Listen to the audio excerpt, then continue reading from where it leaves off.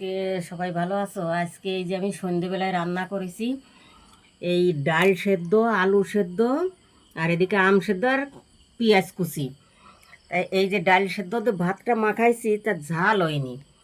তা এইবার আর কটা ঝাল ভাজে নিয়ে আসলাম, শুকনো ঝাল। এই শুকনো ঝাল দিয়ে ভালো করে মুড়ায় মুড়ায় খাবো। আর এদিকে চোখে জল, নাকে জল আসবে, আর মুখের স্বাদ তো মানে লেগেই থাকবে। এত স্বাদ করে মাখাবো।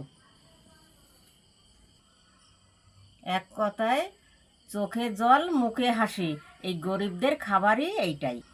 এই গরিব মানুষের হচ্ছে প্রিয় খাবারই হচ্ছে এই আলু সেদ্ধ, ডাল সেদ্ধ, আর এই শুকনো লঙ্কা আর কাঁচা আম সেদ্ধ।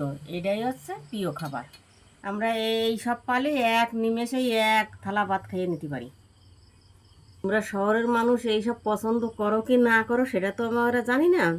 তা আমাদের কিন্তু এইটাই তৃপ্তি হয়ে যায়।